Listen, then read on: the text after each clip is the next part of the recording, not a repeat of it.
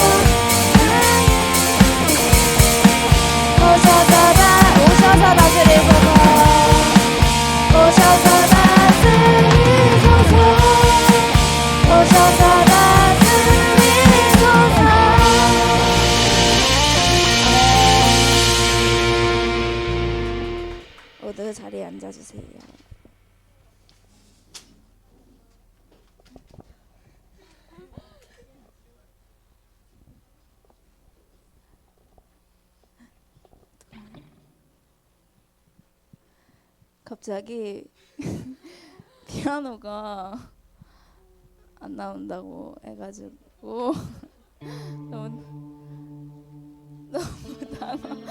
너무 당황스러운데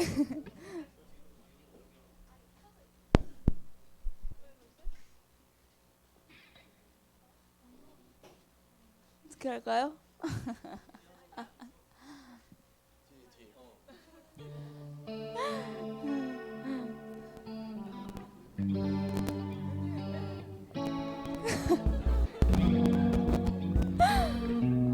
이렇게 잘 들릴지 모르겠는데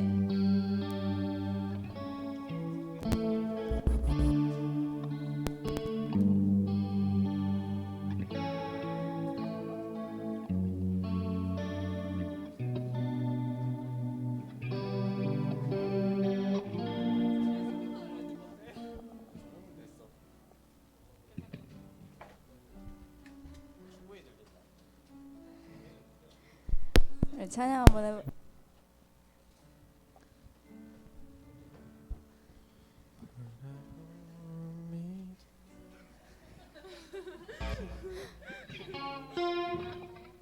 네, 그냥 다시 한번 쳐주세요.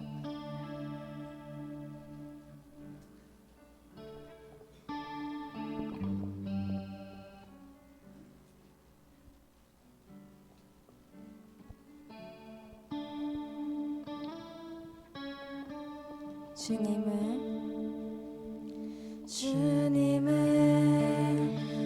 바라봅니다. 비록 지금은 넘어져도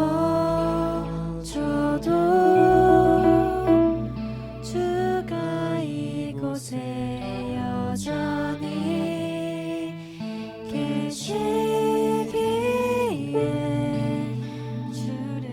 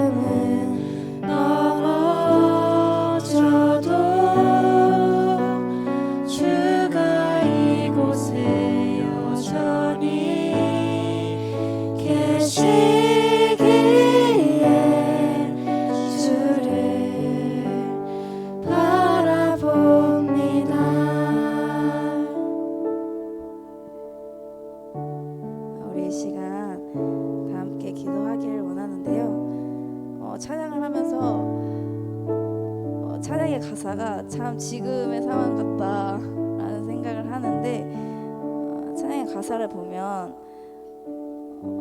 우리의 한치 앞길을 알 수 없는 것 같아요. 이렇게 방금처럼 피아노가 갑자기 이렇게 멈춰질 것도 몰랐는데, 아무튼 정말 우리가 한치 앞길을 우리가 알 수 없고, 정말 우리가 비록 넘어질지라도 항상 주님께서는 여전히 우리와 함께 계시고 우리를 감싸 안아 주신다는 것을 좀 믿으면서 나아갔으면 좋겠습니다. 우리 이 시간 오로지 주님만을 바라보며 예배 시간을 잘 드릴 수 있도록 우리 다 함께 예배를 위해서 함께 기도하겠습니다. 기도하시겠습니다. 네, 아버지 감사합니다. 주님,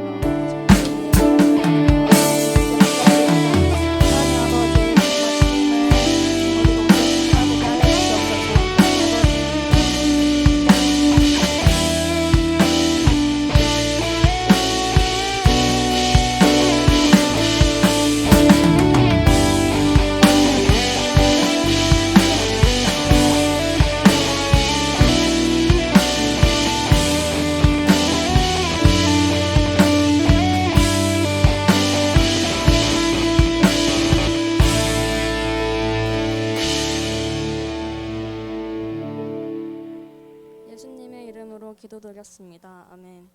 다 함께 일어나셔서 사도신경으로 우리의 신앙을 고백하겠습니다. 전능하사 천지를 만드신 하나님 아버지를 내가 믿사오며 그 외아들 우리 주 예수 그리스도를 믿사오니 이는 성령으로 잉태하사 동정녀 마리아에게 나시고 본디오 빌라도에게 고난을 받으사 십자가에 못 박혀 죽으시고 장사한 지 사흘 만에 죽은 자 가운데서 다시 살아나시며 하늘에 오르사 전능하신 하나님 우편에 앉아 계시다가 저기로서 산자와 죽은 자를 심판하러 오시기라. 성령을 믿사오며 거룩한 공예와 성도가 서로 교통하는 것과 죄를 사하여 주시는 것과 몸이 다시 사는 것과 영원히 사는 것을 믿사옵나이다. 아멘. 교동문 14번 시편 24편입니다.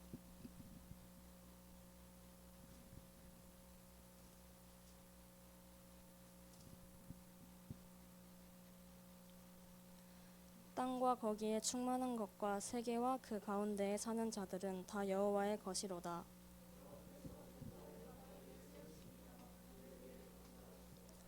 여호와의 산에 오를 자가 누구며 그의 거룩한 곳에 설 자가 누구인가?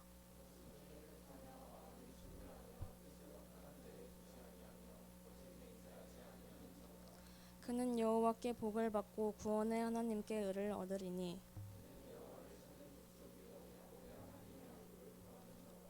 문들아 너희 머리를 들지어다. 영원한 문들아 들릴지어다. 영광의 왕이 들어가시리로다.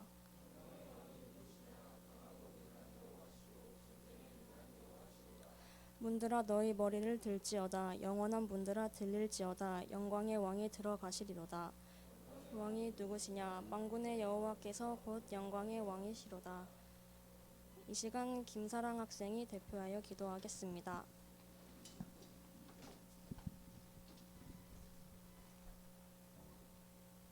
기도드리겠습니다. 하나님 아버지 감사합니다. 4월의 마지막 주일 저희를 이곳에 불러모아 주시고 주님을 예배하게 하심을 감사드립니다. 저희의 지난 한 달을 돌아보며 주님의 인도하심과 보호하심을 진심으로 고백합니다. 부활의 기쁨이 저희 마음속에서 잊히지 않고 일상의 모든 순간 속에서도 예수님의 생명으로 살아갈 수 있게 도와주세요. 주님, 지난 한 주를 돌아보며 우리의 연약함을 회개합니다. 주님의 음성보다 세상의 소리에 더 귀 기울이며 흔들렸고 주님의 길보다 우리 자신의 욕망을 쫓았으며 작은 감사도 지나치며 살았던 삶을 고백합니다. 시험 기간이라는 핑계로 하나님을 찾지 않고 시험 보기 직전에만 도와달라며 기도하던 저희를 용서해 주시고 다시 주님의 은혜로 돌아가게 도와주세요. 하나님, 오늘도 이 예배 가운데 주님을 찬양하고 말씀을 듣고 기도하며 주님의 얼굴을 구합니다. 저희의 마음이 산만하지 않게 하시고 온전히 하나님께서 기뻐 받으시는 예배를 드릴 수 있게 함께 해주세요. 이제 4월이 끝나고 5월이 시작합니다. 가정의 달을 맞아 우리의 가정이 사랑과 존중으로 가득하게 하시고 가정 안에서 주님의 말씀을 함께 묵상하고 나눌 수 있도록 인도해 주세요. 다가오는 새로운 한 주간도 주님의 인도하심과 보호하심을 전적으로 의지하며 살아가고 싶습니다. 우리와 함께 해주세요. 예수님의 이름으로 기도드립니다. 아멘.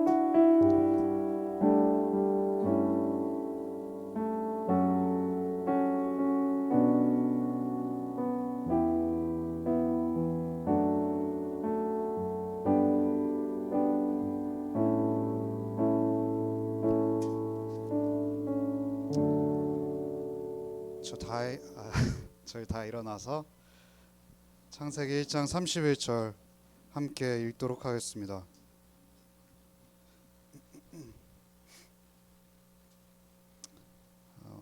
함께 읽어볼까요? 하나님이 지으신 그 모든 것을 보시니 보시기에 심히 좋았더라. 아침이 되니 이는 여섯째 날이니라. 아멘. 저희 그 축복할까요?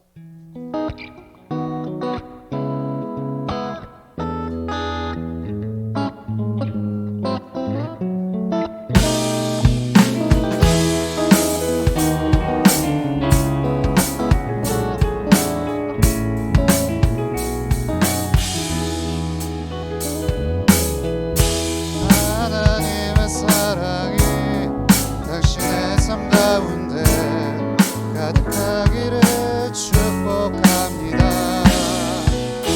하나님의 은혜가 우리 가운데 가득. 여러분 서로를 좀 보면서 해볼까요? 하나님의 사랑이 당신의 삶 가운데 가득하기를 축복합니다. 하나님의 은혜가 우리 가운데 가득하게 기도합니다. 네, 여러분 저 클래식한 것도 좋은 것 같아요, 그렇죠? 어떻게 이거 서라운드로 이렇게 하면은 안 되겠죠? 오늘은 제가 저번 주에 말씀드린 대로 이제 아마 4월, 5월, 뭐 6월까지 가려는지 모르겠지만 누가복음 15장이랑 창세기 1에서 3장을 격주로 이제 왔다 갔다 하면서 보려고 해요. 근데 여러분 창세기 1장 뭐 너무 많이 들으셨죠, 그렇죠? 뭐 또 듣네, 그렇죠?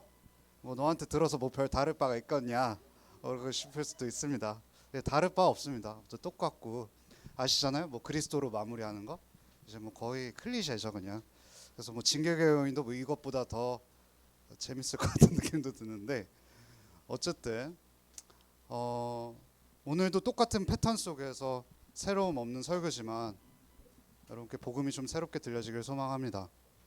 오늘은 창조라는 렌즈로 그리스도를 좀 바라보려고 합니다. 오늘 제가 제목을 어떻게 정했나요? 창조, 그것이 알고 싶다. 되게 빠밤 죄송합니다. 이거 되게 너무 원래 제목이 제가 이거 첫 번째 제목을 이렇게 정했어요. 그 주원이가 너무 센스 있게 전 이런 센스가 없거든요. 그래서 사역자는 센스가 있어야 되는데 주원이가 센스가 너무 있죠. 그리고 제가 좀 더 오늘 제목을 맛있게 하면 어떨까 하다가 설교 직전에 그냥 질문은 창조 하나님의 노래라고 썼어요. 저는 뭐 그렇게 노래를 잘하는 편은 아니지만 노래를 참 좋아하는데요. 음악을 너무 좋아합니다. 노래는 아마 우리가 문명이 발달하기 이전에도 노래는 불려졌을 거예요. 그렇죠? 여러분 노래를 언제 자주 하시나요? 저는 샤워할 때 거의 나얼이거든요. 네. 제가 그 아직도 잊혀지지 않는 기억이 뭐냐면 그 아파트 엘리베이터를 나 아직 아무 말도 안 했는데 벌써 웃으며 맥이 빠지잖아요. 그 제가 중학교 이전에 있었던 아파트는 엘리베이터가 없었어요. 그래서 유산소를 하면서 노래를 불렀거든요. 그렇잖아요. 이게 툭툭 올라가면 뭔가 드럼 스네어 소리인 것 같기도 하고. 그래서 이제 엘리베이터에 있는 아파트에 이제 이사를 했는데 뭐 그때 뭐 브라운 아이드 소울 아세요? 올라가지도 않는데 뭐 이러다가 저는 몰랐는데 이제 그 층마다 소리가 들리나 보더라고요. 내려갈 때. 네. 어떤 아저씨가 제가 이제 6층에 살았는데 4층이었나? 어떤 할아버지가 지팡이를 짚고 이렇게 어유 노래 잘하네 이러는 거예요. 그래서 얼마나 창피했던지. 노래는 우리에게 약간 본능 것 같은 느낌이 듭니다. 그러니까 누가 시키지도 않았는데 엘리베이터에서 노래 대잔치가 열리고, 여러분은 뭐 알렸는지 모르지만 저 때는 슈퍼스타 K라는 게 있었거든요. 그래서 제가 뭐 부끄러운 얘기 많이 하는데 안 나갔어요. 나간 건가? 그때는 슈퍼스타 K가 1차가 ARS라 해서 유선전화 대고 노래 부르는 시스템이 있었거든요. 왜 나나 하면 안 돼요? 그때 그냥 노래를 아주 기깔 막히게 했던 적이 있었습니다. 그 덕에 이제 목회할 수 있게 된 거죠. 네. 친구들, 창조는 뭘까요? 오늘도 아마 뭐 성경 이야기도 있지만 또 세상의 이야기가 같이 겹쳐서 들려서 좀 어렵게 느껴질 수도 있어요. 근데 제가 그 편 참 잘 안 쓰려고 이제 많이 노력하는데, 제가 존경하는 여성 신학자 중에 낸시 피어시라는 학자가 되게 멋있는 여성이거든요. 근데 그 여성도 루이스를 되게 좋아했어요. 근데 낸시 피어시가 완전한 진리라는 책에서 기독교인들은 바이링구얼이 되어야 된다고 했거든요. 여러분, 바이링구얼이 그 두 개 국어가 가능해야 된다라는 거잖아요. 저는 한국어도 못하는데 뭐 두 개 국어까지 해요 이렇게 할 수도 있는데, 여기서 말하는 두 개 국어는 한국어, 영어가 아니라 교회에서 쓰는 용어랑 세상이 쓰는 용어가 같이 가야 된다라는 거예요. 복음은 그리스도의 십자가의 죽음과 부활로도 충분해요. 그런데 세상 사람들은 사실 그리스도의 죽음과 부활이 무슨 언어인지 잘 몰라요. 그래서 우리 저번에도 삼위일체 하다가 되게 곤욕을 당한 적이 있었잖아요, 그렇죠?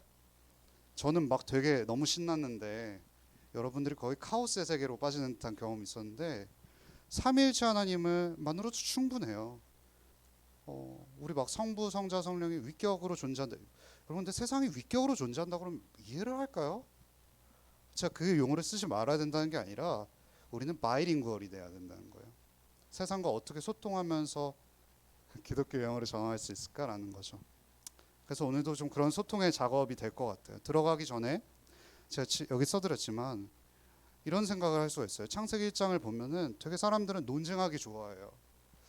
그래서 창세기 1장은 진화론과 이거를 반박하기 위해서 썼다라고 하는 뭐 사람들도 있죠. 하지만 창세기 1장은 오히려 선언에 가까워요. 하나님께서 태초에 천지를 창조하셨다. 뭔가 근거를 대서하려는 게 아니라요. 이건 명백한 사실이야라고 말하고 그 확성기를 대고 공포하는 거거든요. 그렇기 때문에 뭔가 진화론과 논쟁하기 위해서 창세기 1장을 볼 필요는 없지만, 그래도 제가 이걸 또 안 다룰 수는 없죠. 그래서 짧게 다루자면, 여러분 그 진화론의 한계가 뭔지 아세요? 진화론의 한계는요, 이런 거예요. 진화론은 설명할 수 있는 영역이 생물이 왜 지금 형태를 띠게 되는지 설명할 수 있을 수도 있어요. 근데 전 그걸 받아들이진 않죠. 이 세계의 형태에 대해서만 말하는 게 진화론이에요.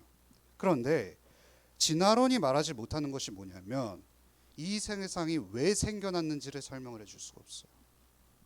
그럼 만약에 진화론이 사실은 아니지만 오케이, 그렇다 치자라고 해도 사람들의 근본적인 질문이 해결되지 않는 이게 뭐냐면요, 세상의 출발과 우리의 정체성을 절대 설명할 수 없어요. 왜냐면 진화론의 중요한 워딩 중 하나가 뭐냐면 우연이에요. 우연. 그럼 우연히 우리가 생겨났다라고 칩시다. 그럼 여러분 만족하십니까? 여러분 왜 존재합니까? 우리는 그딴 거 필요 없어요라고 말하지만, 여러분 꿈을 왜 갖기 위해서 그렇게 노력하십니까? 나의 정체성 때문이거든요. 우리는 나를 설명하고 싶어요. 나는 관종이 아니에요. 샤이예요. 우리는 누구나 자기를 설명하고 싶습니다. 그렇기 때문에 진화론의 한계는 형태는 설명할 수 있지만 발생을 설명할 수 없다는 겁니다. 정체성을 설명할 수 없다는 겁니다. 하지만 친구들, 우리가 주일날 왜 자꾸 복음을 외치죠? 우리의 정체성과 직결되기 때문인 거예요. 그렇기 때문에 진화론은 굿뉴스가 될 수 없어요. 기쁜 소식이 절대 될 수 없습니다. 그래서 정말 유명한 생물학자, 노벨상을 아마 받은 걸로 알고 있는데 피터 매더워라는 분은 이런 말을 했습니다. 어렵지만 그냥 우리 한번 유식한 척 한번 해보고 들어보자고요. 과학자 본인과 과학계 전반에 아주 불명예를 안겨주는 가장 바른 방법이 뭘까? 방법이 아니라 가장 이렇게 아는 척하려면 이렇게 되는 거예요, 그렇죠, 친구들? 여러분, 과학 세계에 가장 불명예를 끼치는 방법이 뭘까요? 이렇게 말하는 거예요. 가치 있는 모든 문제의 답변, 예를 들면 기원이라든가 도덕 같은 것에 대한 답변을 이미 알고 있거나 곧 알게 되리라고 단호하게 장담하고 과학적인 답변이 존재할 수 없는 문제는 아예 문제 자체가 아니고 유사한 문제일 걸 펴면 무슨 말일까요? 우리 이 세상의 모든 문제는 과학으로 다 답변할 수 있다는 거예요. 그러면 이거는 이미 과학학계에서도 이런 답변을 내는 것 자체가 무식하다라는 거를 증명하는 가장 빠른 방법이라고 하거든요. 근데 우리는 그 어느 때보다 과학적인 걸 되게 중요시 여겨요. 우리 막 논쟁하다가도 너 그거 그 법에 따른 거니? 뭐 이런, 저 어릴 때 법에 대해서도 모르면서 유치원 다닌 애가 너 그거 법상 맞는 거야? 라고 하거든요. 너 그거 과학적으로 옳아? 마치 여러분 과학적으로 옳으면 여러분의 문제가 다 해결이 됩니까? 우리 그렇지 않아요? 사랑이랑 저랑 막 논쟁을 해요. 막 신앙에서. 예?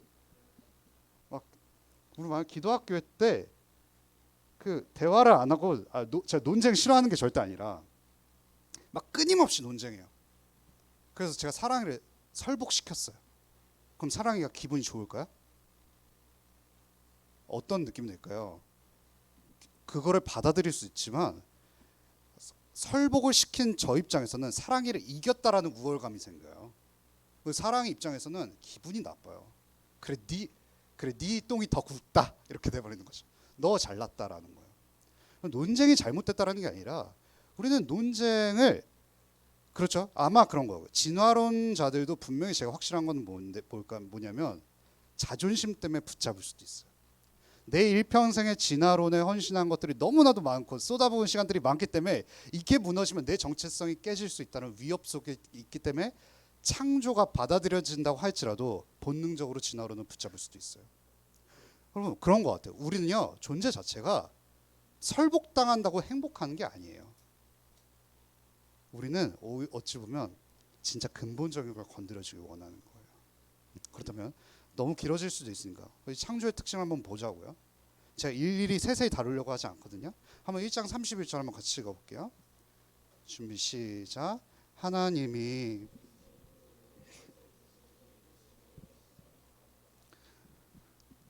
너무 잘 아시죠? 하나님께서 창조의 각 단계가 끝날 때마다 하신 말씀이 뭔지 아세요? 보시기에 좋았더라예요. 6일 동안 창조하시는데 하나님께서 보시기에 좋았다를 몇 번 하시는지 아세요? 7번 하세요. 성경은 7번 참 좋아해요. 완전수이기도 하지만 어떤 의미일까요? 하나님께서 보시기에 좋았다라는 말을 완벽하게 전달하고 싶으신 거예요. 강조하고 싶으신 거예요. 여러분 그런 거 있죠? 반복이 많다라는 걸 뭘까요? 좀 들어라라는 거죠. 지금도 그 부모님이 왜 잔소리하실까요? 들으라라는 거겠죠. 만약에 제가 이번 주에 생일인 친구들이 많았는데 이제 생일인 친구들 조만간 한번 밥 먹고 싶다. 제가 그래서 너무 공수표로 날리는데 이번 주에 주원이랑 찬이가 생일이었죠. 근데 주원이 찬이가 짜장면을 싫어하는데 제가 자꾸 짬뽕 먹으러 가자는 거예요. 그래서 주원이 찬이가 전선생님 저 안 좋아한다고요 라고 말하기까지 얼마나 많은 거를 극대화해서 반복할까요? 처음에는 안 좋아한다라고 말하지 않고 짬뽕은 짬뽕은 어떠신가요? 라고 하다가 저 싫다고요 라고까지가 되겠죠. 우리가 말을 반복하는 특징은 뭐냐면 반복 효과를 통해서 어떤 문학적인 장치를 자꾸만 두려는 거거든요. 하나님께서는 창세기를 통해서 이 세상을 하나님께서 창조하셨다. 그리고 창조하신 것뿐만 아니라 그 창조가 너무나도 완벽했다라는 하나님의 찬양을 반복해서 더 완벽하게 드리고 싶어 하고 싶은 것이 특징이라는 거죠. 그래서 이 창조 속에서는 두 가지 특징이 있는데 첫 번째 특징, 여러분 한번 같이 읽어볼까요? 창조는 선하다. 네, 이렇게 여러분 하나님께서 무엇이 있으라라고 되게 말씀을 많이 하셨죠. 그거 아시죠? 보시기에 심히 좋았더라가 나오기 위해서는 앞에 선행 조건이 있어요. 무엇이 있으라, 빛이 있으라라는 거죠. 하나님께서 창조하실 때에 분위기가 어땠는지 아세요? 그럼 분위기가 어땠을 것 같아요? 욥기 38장 7절 한번 읽어볼까요? 같이 읽어볼게요. 그때에 새벽별들이 기뻐 노래하며 하나님의 아들들이 다 기뻐. 여기서 새벽별들이 정말 별들이 랄라 이렇게 노래를 했을까요? 아니죠. 이것도 되게 문학적인 거예요. 새벽별들과 하나님의 아들들은 천상에서 하나님의 영광을 노래하는 천사들을 의미해요. 천사들이 하나님의 창조에 대해서 막 찬양을 하는 거예요. 그리고 소리를 질렀다라는 표현은 뭘까요? 이게 그냥 노래를 하는 수준이 아니라 축제가 열린 거예요. 마치 이런 거예요. 엘리베이터에서 제가 노래를 부르잖아요. 5층에서 할아버지가 같이 노래를 불러야 돼요. 정말 재미가 없나 보네. 이게 무슨 말일까요? 하나님의 창조 그 당시에 어떤 분위기였냐면 이건 하나님께서 태초에 천지를 창조하셨다가 아니라 축제 속에서 이 노래가 울려 퍼졌다라는 거예요. 그럼 가장 잘 나타낸 표현이 스바냐 3장 17절에 있죠. 3장 17절 한번 읽어볼게요. 좀 시작. 너로 말미암아 즐거이 부르며 기뻐하시리라. 하나님께서 6일 동안 창조를 하시는데 마지막 7번째 심히 좋았더라라고 한 상대가 있어요. 누굴까요? 여러분이에요. 여러분. 그냥 빛이 있으라고 했을 때도 빛이 사람의 존재보다 훨씬 더 큰 것 같잖아요. 근데 빛에게는 빛이 있으라라고 한 다음에 좋았더라였어요. 근데 사람 여기서 누구 있을까요? 하진이를 창조하시고 심히 좋았더라라고 말씀하시는 거예요. 그 노래의 절정이죠. 스바냐 3장 17절 너는 여러분 다 해당이 돼요. 너로 말미암아 하나님께서 춤추고 뛰시고 기뻐 노래를 부르셨다라는 거죠. 이게 창조 때 일어난 일인 거죠. 하나님께서 부르시는 노래 여러분 하나님은 그러면 그 축제 속에서 울려 퍼진 노래는 어떤 장르였을까요? 힙합이었을까요? R&B였을까요? 클래식이었을까요? 저는 이렇게 생각해요. 여러분 뭐 힙합 하는 사람들은 뭐 기독교적이지 않다고 해서 그 노래가 깡그리 무시돼야 될까요? 그게 중요한 게 아니라 저는 그렇게 생각해요. 나중에 이 새하늘과 새 땅 예수님께서 재림하시고 우리가 천국에 가잖아요. 저는 이렇게 생각해요. 우리가 지금까지 들었던 모든 장르의 영역들 중에서 가장 좋은 것들만 엄선해서 그것이 가장 질서 있는 형태로 하나님의 창조의 곡조로 쓰일 거라고 저는 확신해요. 그래서 여러분 R&B는 하드한 음악이고 클래식은 위대해. 이거는 여러분 아주 어리석은 생각이 아닐까라는 생각이 듭니다. 가장 아름다운 완벽한 노래가 우리가 나중에 새하늘과 새 땅에서 울려 퍼질 거라는 겁니다. 그렇다면 여러분 창조는 선하다고 창조는 노래 속에서 이루어졌다고 창세기 1장에 말하는데 여기서부터 좀 어려운 이야기가 시작이 됩니다. 그럼 세상은 창조를 어떻게 생각할까요? 여러분 이때 창세기, 출애굽기, 레위기, 신명기, 민수기를 쓴 사람이 누군지 아시나요? 모세 아저씨거든요. 근데 이 모세 아저씨가 살았을 당시에 어떤 나라가 있었냐면 바벨론이라는 나라가 있었습니다. 근데 그 바벨론에 여러분 그런 거 아시죠? 나라는 우리나라 단군 고조선 때도 단군 설화가 있었잖아요.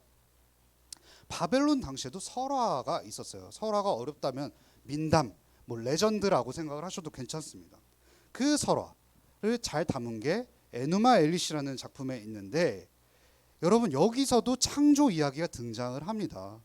근데 바벨론의 창조는 어떠냐면 마르두크라는 가장 위대한 신이 있었습니다. 여러분 그거 아시죠? 그리스 로마 신화에도 올림푸스에서 가장 위대한 신은 누구죠? 제우스였죠. 여기서 바벨론의 제우스 격이 되는 사람은 마르두크였다라는 거예요. 근데 마르두크보다 조금 하등한 신이었던 킹구, 짱구도 아니고 킹구 킹구랑 둘이 한번 대판 붙었던 거예요. 여러분 그거 아시죠? 원래 사람은 2명만 있어도 서열을 가르려고 아둥바둥하는 거. 여러분 마르두크랑 짱구 아닌 킹구랑 싸서 누가 이겼는지 아십니까? 당연히 세계 최고의 신인 마르두크가 이겼겠죠.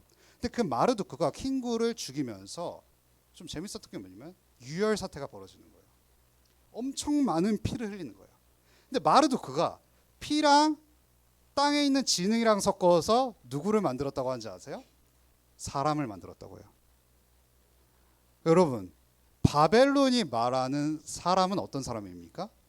창조의 노래 속에서 펼쳐진 작품일까요? 아니요.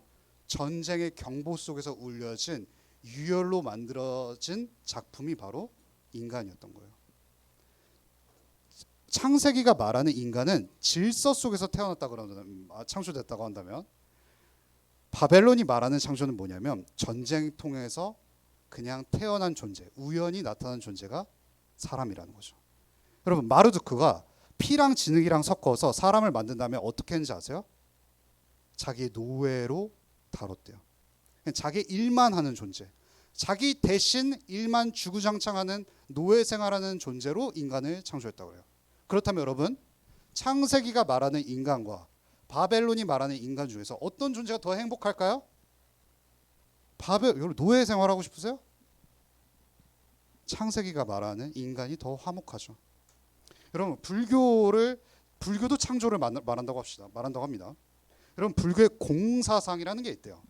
공은 없다라는 의미를 갖고 있는데, 저랑 머리 스타일이 비슷하실 것 같은데, 워로 스님이라는 분이, 이거 되게 재밌습니다. 워로 스님이라, 여러분, 그 불교에서도 되게 그러니까 불교의 진리를 체계적으로 정리하신 분이 있대요. 그 분의 전통을 따른 분 중에 한 분이 워로 스님인데, 워로 스님이 어떤 작품을 쓰셨냐면 아바타라 안심이다라는 작품을 쓰셨대요. 아바타, 내가 아바타여서 안심이라는 거예요. 여러분, 제가 한번 인용해 드릴게요. 아프고 힘들고 고통스러운 일들에서 벗어나는 비결은 자신이 아바타임을 깨닫는 것이다. 나의 몸과 마음을 아바타라고 여기며 직접 얼굴을 마주대하듯 관찰하면 내 몸에 병이 생겨 아프더라도 내가 아니라 아바타가 병에 걸려 괴롭고 힘들어하는 것이 된다. 이게 무슨 말인지 아세요?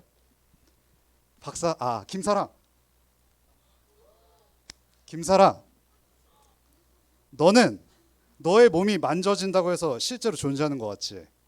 아니야. 스미마세. 너의 몸은 사실 너가 아니야. 아바타였던 거야. 워로 스님이 이렇게 말씀하시는 거예요. 그럼 불교에서 말하는 창조의 특징은 뭐냐면, 우리의 몸은요, 실제적으로 존재하는 것이 아니라 어떤 거냐면 그냥 흩날리는 연기와 같은 영혼이라고 생각하는 것이 불교가 말하는 창조예요. 그러면 어떤 일이 벌어지냐면, 사람이 죽잖아요. 영혼은 실제 몸을 입은 것이 아니니까 자유롭게 윤회를 할 수가 있다는 거죠. 그러다 보면 나는 식물이 될 수도 있는 거고. 왜요? 나는 몸이 내게 아니었거든요. 아바타였거든요. 그래서 공사상의 특징은 뭐냐면 물질적인 실체라는 건 존재하지 않다는 거죠. 그러면 자연스럽게 이어지는 것이 뭔지 아세요? 물질을 귀하거나 아름답거나 좋은 것을 여기지 않아요. 창세기의 창조는 우리의 몸을 그보다 귀하게 여길 수가 없어요. 하지만 공사상에서는 우리의 몸은 그저 아바타이기 때문에 그저 그런 존재인 것이죠. 그래서 삶에서 물질을 즐기거나 자연을 누리거나 흑백 요리사 보면서 즐거워하는 거를 그리 달가워하지 않죠. 여러분, 그 불교에서 스님들 몰래 고기 드실 것 같긴 하지만 워로스님도 고기 안 먹고 살 수 못 빼길까요? 그 스님들 고기 안 드신다고 하잖아요. 그래서 저도 여태까지 헷갈렸어요. 불교는 고기를 먹으면 안 되는 진리를 불교에서 출발한 줄 알았는데, 알고 보니까 그거는 그리스 철학에서 출발했었던 거예요. 왠지 아세요? 여러분, 플라톤 아저씨가 어떤 말을 했냐면 육체는 감옥이라고 했어요. 이게 창세기 1장과는 완전 전면 배치되는 거죠. 왜 그럴까요? 뭔가 영혼으로 생각하는 건 되게 고귀한 거 같은 거니까 육체적인 어떤 것들, 맛있는 음식을 먹고 좋은 영화를 보고 좋은 스포츠를 하는 것들은 하등한 사람들, 교양 없는 존재들이나 하는 걸로 생각을 했던 거예요.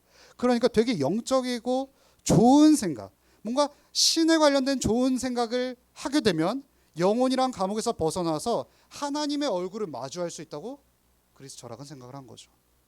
그럼 창세기 1장은 절대 이런 거를 얘기하지 않습니다. 성경은요, 오히려 우리가 이 창조 세계 속에서 누리는 기쁨을 정죄하지 않습니다. 오히려 하나님께서는 정하신 방식대로 하나님의 질서 안에서 쾌락과 기쁨을 아름답게 누릴 때 쾌락이 훨씬 더 극대화된다고 말합니다.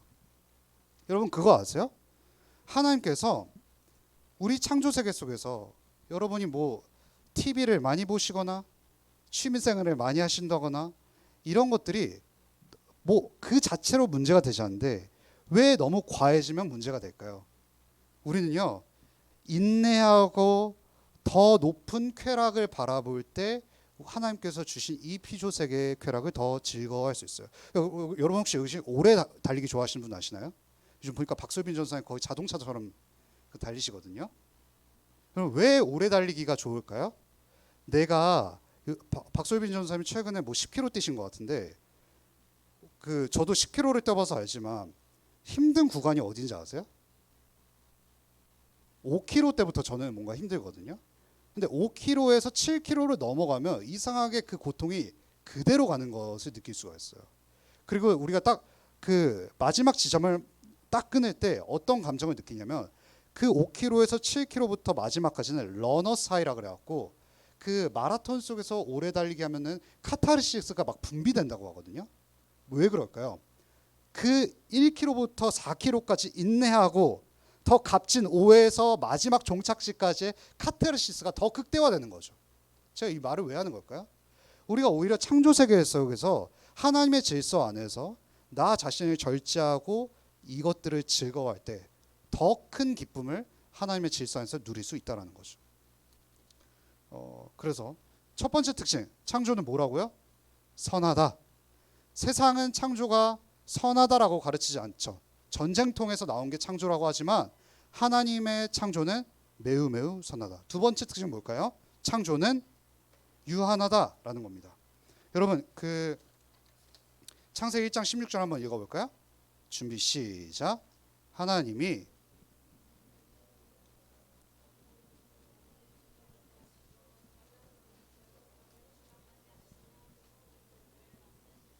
여러분 여기서 광명체가 등장하죠. 광명체는 뭘까요?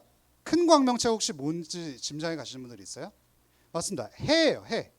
그렇고 작은 광명체는 뭘까요? 달이에요. 그런데 이거 뭐야? 모세가 그러면은 큰 광명체라고 뭐 그렇게 어렵게 쓸 필요 있어? 해라고 쓸 필요 있지. 이렇게 생각할 수 있잖아요. 근데 알고 보니까 이 당시 모세가 살았을 당시에는 해신이 있고 달신이 있었대요. 그러니까 창세기를 읽는 독자들이 이거는 해신이 아니야, 달신이 아니야라고 말하고 싶어서 일부러 모세가 큰 광명체는 해고, 작은 광명체는 달이라고 썼던 거죠. 이거 무슨 말하는 걸까요? 모세는 이렇게 말하는 거예요. 야, 해가 신이 아니야, 달이 신이 아니야. 해와 달을 만드신 그분이 훨씬 아름다운 분이야라는 것을 말하고 싶었다는 거예요.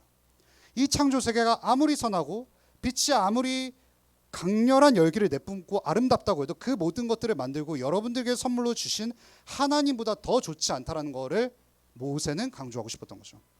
그 모든 창조물들은 그것들을 만든 창조주보다 절대 아름다울 수 없어라는 것이죠. 여러분, 그래서 마가복음 2장 5장 한번 같이 읽어볼까요? 좀 시작. 작은 자야. 그럼 제가 창조는 첫 번째 특징이 뭐라고 했죠? 선합니다. 아름답습니다. 창조는 나쁜 게 아닙니다. 우리의 육체는 너무나도 고귀합니다. 그렇지만 절대적인 균형이 필요합니다. 우리는 뭐냐면 그 고귀한 것을 넘어서서 더 고귀한 것을 바라봐야 되는 거예요. 우리 육체의 모든 정신을 다 빼앗기면 되는 게 아니라 육체를 관장하시고 주관하신 하나님이 얼마나 아름다우신 분지를 우리가 끊임없이 목격해야 된다는 겁니다. 그래서 마가복음 2장 5절이 뭐냐면 이런 거예요. 여러분 그 마가복음 2장 5절 이게 어떤 맥락이냐면 중풍병자 스토리 아시죠? 중풍병자가 고쳐지기를 원하는 친구들이 막 걔를 이제 끌고 와서 갔더니 예수님 근처에 사람이 너무 많은 거예요. 근데 그 인파를 뚫을 수 있는 방법은 뭐였죠? 천장에 구멍을 뚫는 거예요.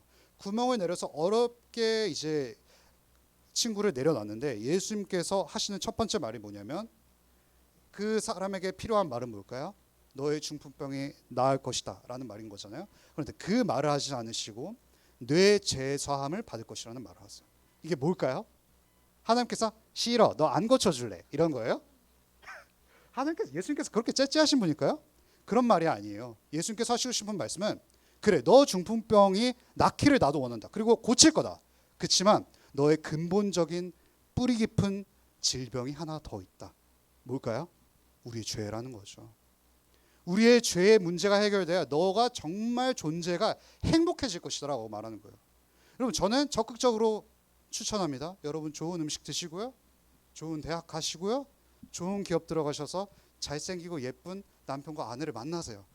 그런데 우리는 거기에 멈춰진 존재가 아니에요. 왜냐하면 우리는 유한하기 때문에 유한한 존재가 온전히 행복시켜줄 수가 없어요.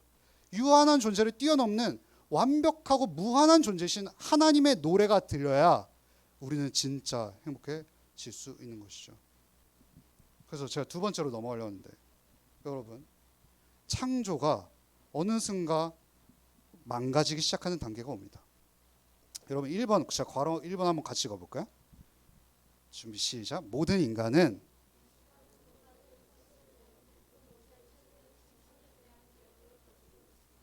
제가 설교 초두에 첫 번째 구절이 뭐였죠? 민서를 창조하고 너가 보기에 심히 좋았더라. 너가 뭘 하지 않아도 완벽하다라는 것이 하나님의 노래였잖아요. 그러면요 인간의 그 기억 너머 어디에는 분명히 그 기억이 있었을 거예요.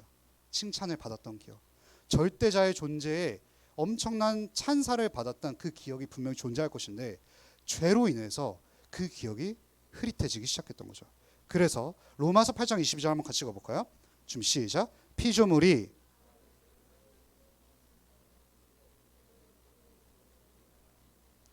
그 창조주의 최대의 세레나다를 받았던 인간과 세계였는데 인간이 하나님께 등을 돌리기 시작하는 순간부터 어떤 일이 벌어지냐면 인간만 등을 돌렸는데 창조 세계도 하나님의 노래에 미치지 영향권 밖으로 나아가는 일이 벌어지기 시작했던 거예요.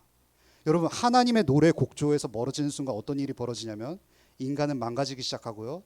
세계의 창조 세계는 뒤틀려지기 시작해요. 왜 그럴까요? 하나님의 완전한 노래에서 벗어났기 때문에 불협화음이 되기 시작하는 것이죠. 그래서 타락 이후에 하나님 대신 하나님이 만드신 피조물의 칭찬을 통해서 피조물을 즐기고 누리는 걸 통해서 그 인간의 채워지지 않는 그 빈 공간을 채우려고 인간은 아둥바둥 노력하기 시작했던 거죠. 왜 그럴까요? 여러분 인간 최초의 창조 때는 하나님의 칭찬, 하나님의 노래가 있었기 때문에 인간은 그 누구한테도 인정받을 필요가 없었어요. 그런데 하나님의 노래소리가 끊겨지자 인간은 하나님의 노래 곡조를 대신할 만한 것들을 찾기 시작했어요. 뭘까요? 사람들의 인정이 필요했고요. 누구한테 받아들여지기 위해서 우리 굉장히 노력하기 시작했기 때문인 것이죠. 여러분 좀 피곤해 보이셔서 제가 그냥 우스갯소리 하나 할게요. 솔로 지옥 열심히 보시는 분들 있나요? 안 본 척하세요. 다 보셨잖아요. 그렇죠? 솔로 지옥이 봅니다. 솔로의 외로움을 달래기 위해서 솔로 지옥을 틀었죠. 오케이. 그 솔로 그 섬이 있지 않아요? 그 뭐죠? 천국도. 천국도에 가서 지옥도예요? 천국도에 가서 이제 덱스와 같은 너무나도 멋지고 몸 좋은 남자친구랑 이제 그 솔로 지옥에서 나왔습니다. 그런데 결혼이 지옥이었던 거예요. 솔로 지옥을 탈출해서 결혼으로 갔는데 결혼을 하니까 둘이 겁나게 싸워요. 그래서 결혼 지옥이 시작되죠. 여러분 결혼 지옥이라는 프로 있지 않아요? 없나요? 죄송해요. 제가 이거 어떤 목사님 말 장난 인용한 거여서. 그래서 결혼 지옥에서 탈출하기 위해서 겁내 싸우니까 거기서 탈출하려고 이혼을 해요. 여러분 이혼 이후에는 뭐가 있을까요? 돌싱글즈가 펼쳐지는 거예요. 돌싱글즈에서 혼자 있으면 편할 줄 알았으니까 이제 돌싱글즈에서 이제 혼자 있으니까 또 적적하시잖아요. 적적하시니까 또 다시 결혼으로 나왔는데 결혼 지옥으로 들어가죠. 여러분 제가 무슨 말을 할까요? 이 목사님이 어떤 표현을 하냐면 그 불교에 무간 지옥이라는 게 있대요. 무간 지옥이 뭐냐면 그 불교의 세계관에서 지옥이 8칸이래요. 근데 그 8칸 중에서 가장 고통스럽고 가장 오래되는 여러분 한 겁이라고 표현하거든요. 한 겁이 제가 어떤 몇 년인지 보니까 43억 년. 43억 년의 생활, 헤아릴 수 없는 세월 동안 그 지옥에서 펼쳐지는 거를 무간지옥이라고 하는데 솔로 지옥에 갔다가 결혼 지옥에 갔다가 돌싱글즈에 갔다가 다시 솔로 지옥으로 갔다가 이거를 그 목사님께서 무간지옥이라고 표현하시더라고요. 여러분 왜 인간은 이토록 결혼을 반복할까요? 그렇게 힘들었는데 그 기억 어딘가 남아에 창조의 노랫소리가 있었던 거예요. 하나님께서 나를 그토록 인정해 주셨고 절대적인 존재가 나를 완전히 받아들여 주셨기 때문에 남편, 아내가 나를 받아주지 못하자 내 마음속에 빈 공간이 생겨버리는 거예요. 결혼이 나의 구원일 줄 알았어요. 결혼을 통해서 내 기억 어딘가에 나를 완벽히 받아주고 나의 존재를 그 자체로 즐거워해 줄 존재가 있어줄 줄 알았는데 아니었던 거예요. 그 기대를 하고 결혼을 하니까 무간지옥에 빠져버린 거죠. 그럼 제가 무슨 말을 하는 걸까요? 우리 유한한 존재인 인간은 완전하고 무한한 존재의 창조의 노랫소리를 듣지 않으면 그 불교의 용어지만 무간지옥에 빠질 수밖에 없다는 거예요. 그럼 그거 아시죠? 여러분들 왜 친구들 관계 속에서 그렇게 불화가 많이 일어날까요?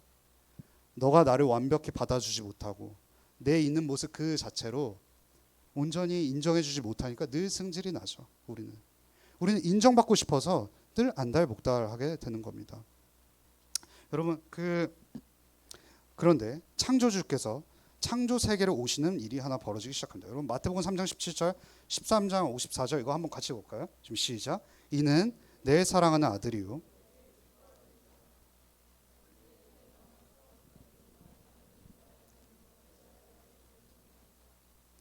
그 예수님께서 이 땅에 오셔서 공생에 처음에 하신 게 뭔지 아세요? 바로 예수님께서 세례를 받으시는 장면이 나오거든요. 마태복음 3장에 보면 예수님께서 세례를 받고 물 위에서 올라오시니까 아버지 하나님께서 어떻게 말하죠? 이는 내 사랑하는 아들이요 기뻐하는 자요라고 말하는 거죠. 여러분 이거는 어찌 보면은 마태복음 1장 31절에 너가 심히 보기에 좋았더라라는 말과 똑같은 노랫말인 거예요. 너는 나에게 행복을 주는 존재다라는 거죠.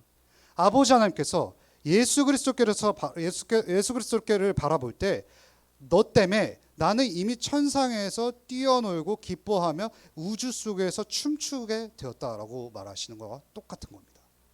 예수님의 귀 속에서는 항상 하나님의 창조의 곡조가 울려 퍼질 수밖에 없었습니다.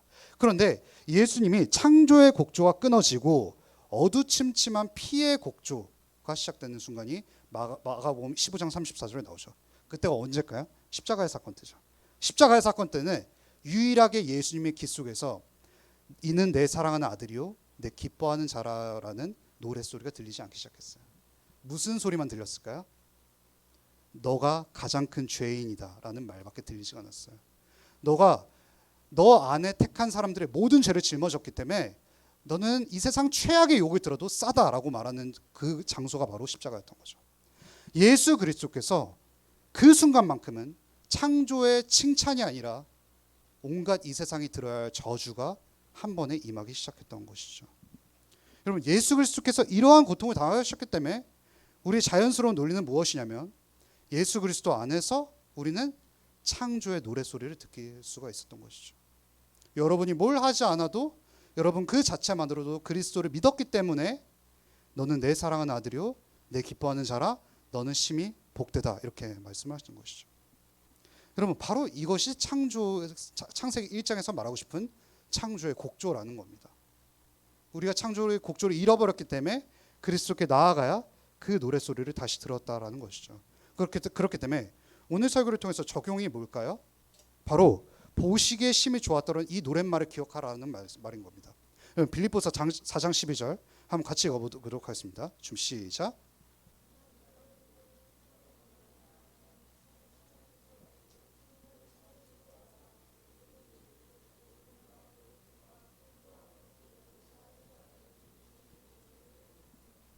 우리는 또 이번 한 주간 세상에 나아갔을 때 우리의 빈 공간을 채우기 위해서 굉장히 부단히 노력할 겁니다. 이번 주 시험 기간이죠. 시험 기간에서 우리가 좋은 점수를 획득하면 내 빈 공간이 잠시 채워지는 줄 알았는데 또 다음 영역에서 실패하면 그 빈 공간에 물에 빠지는 것이 느껴지기 시작하는 거죠. 그럴 때 우리는 어떻게 중심을 잡을 수 있냐면 바로 이런 것이죠. 여러분 행복하게 사십시오. 그러나 그것들을 언제든지 이룰 수 있다라는 생각을 하셔야 됩니다.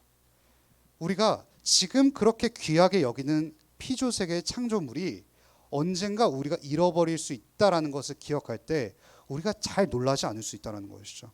그리고 내가 그토록 귀하고 가치 있게 여기는 것들, 친구가 될 수도 있죠. 시험 성적이 될 수도 있죠. 그것이 우리의 신이 아니라는 겁니다.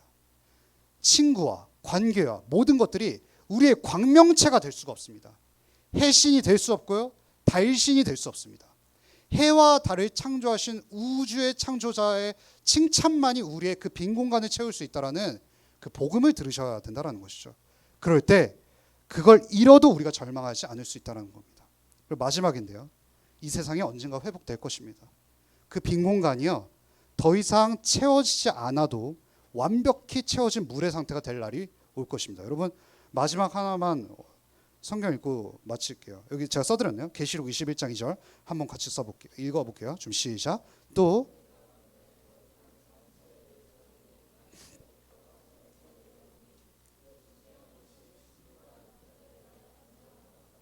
여기서 거룩한 새 예루살렘이 어딘지 아세요? 예수 그리스도께서 재림하시고 다시 오시는 그날 이루어질 완성될 천국, 하나님 나라거든요. 그런데 하나님 나라에 보석들이 박혀 있다고 계시록에 말하고 있어요. 그 새 예루살렘 성을 구축하는 그 건축된 재료들, 보석이 엄청나게 박혀 있다고 하는데, 여러분 이것도 정말 보석일까요? 그럼 천국에 가시면 무슨 금은방일까요? 그런 말이 아닌 거죠. 그 보석이 뭐냐면요, 엄찬 너라고. 이하립 너라고. 하은이한테 하면 화날 것 같아서 안 할게요. 뭐냐면요, 그 하나님 나라의 극치 완성되는 그 천국에 보석들이 누구냐면 여러분이라고요. 그렇게 빈 공간 때문에 아둥바둥하고 내 마음을 이해해 줄 사람을 찾으려고 결혼하고 이 모든 여러 과정을 무간지옥 속에서 거친 존재들이요, 나중에 새하늘과 새 땅에 가면 보석으로 남겨질 거라는 거죠. 그런데 그래, 오케이, 나중에 가면 보석이겠지. 근데 우리 또 이제 월요일 나아가면 시험 봐서 절망할 거 뻔한데 나는 뭐야 그럼 뭐 준보석이야? 금은방에서 뭐 잃어버린 보석이야? 라고 생각이 들 수 있겠죠. 이것만 하고 진짜 마무리할게요.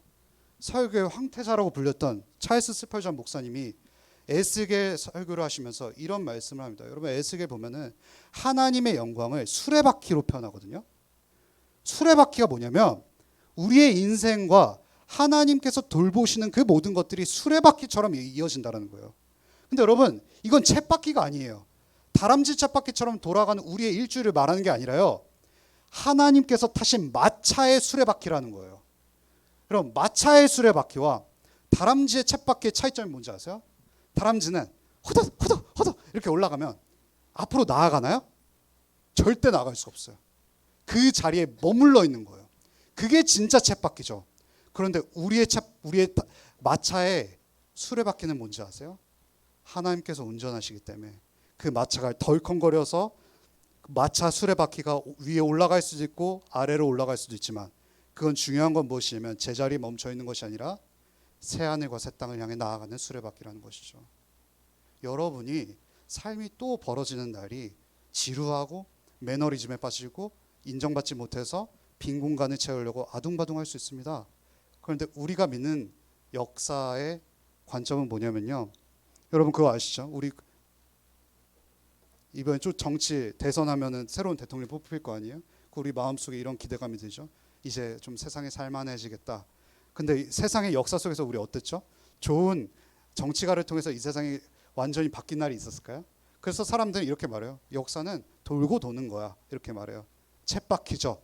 하지만 우리는 마차의 수레바퀴를 탔기 때문에 기독교가 말하는 세계의 관점은 뭐냐면 직선대로예요. 제자리에서 아무것도 변하지 않는 보석인 것 같지만 결국에는 완전한 보석으로 이어질 거라는 부푼 기대감과 확신에 찬 역사를 바라보는 것이죠.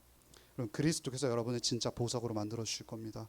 그게 오늘 창세기 1장에 보시기에 심히 좋았더라라는 그 빈 공간을 완벽하게 채울 그리스도의 메시지인 것이죠. 이 메시지를 붙잡으시기를 소망합니다. 여러분, 제가 오늘 기도하고 마무리할게요. 하나님 아버지, 감사합니다. 여전히 내 빈 공간을 채우기 위해서 나를 받아주고 인정해줄 존재를 찾기 위해서 오늘도 열심히 하루를 부단히 노력합니다. 그런데 우리는 여전히 내 마음을 채울 수 없고 우리 기억 어딘가에 너가 보시기에 심히 좋았다라는 그 음성을 향해 오늘도 여전히 헤매고 있는 것 같습니다. 하지만 그리스도 안에서 하나님께서 우리를 가장 완벽하고 아름답고 완전한 피조물로 보시기 때문에 우리는 그것을 붙잡으며 누구에게 인정받지 않아도 오늘 하루 안심할 수 있는 삶으로 나아가려고 소망합니다. 친구들의 시험 기간의 삶 속에서 하나님께서 우리의 친구들의 마음을 붙잡아 주시옵소서. 이 모든 말씀 예수님 이름으로 간절히 기도합니다. 아멘. 저희 봉헌하겠습니다. 예수의 이름 능력의 그 이름 예수의 이름 존귀한 그 이름 하나님 아버지 친구들이 오늘도 내 빈 공간을 채우기 위해서 하나님께서 주신 물질을 그저 내 품에 가둘 수도 있었지만 하나님께서 이미 우리에게 창조의 노래를 불러주셨기 때문에 안심하고 하나님께 다시 돌려드리는 이 거룩한 일을 했습니다. 하나님께서 우리의 친구들을 위로해 주시고 특별히 시험 기간에 많은 위로와 힘을 더하여 주시옵소서. 이 모든 말씀 예수님의 이름으로 간절히 기도합니다. 아멘. 친구들 저희 5월 11일 날 그 소풍 가요. 그러니까 그 친구들 많이 데려오시면 너무 좋을 것 같고요. 혹시 소풍 때 하고 싶은 레크레이션 같은 거 있으면 말씀해 주세요. 그러면 적극적으로 반영을 하도록 하겠습니다. 그럼 그 다음 주에 시험이 다 완전히 안 끝나시죠? 안 끝나는 분 한 번만 손 들어볼까요? 시험이 다 안 끝난다. 모의고사야? 모의고사는 근데 지금 준비한다고 해서 어떻게 되지 않는 거 아닌가요? 아 미안해. 그러면 그 다음 주부터 다시 그 기도학교 시작하려고 하거든요. 네. 다음 주 5월 4일 맞잖아요, 그렇죠?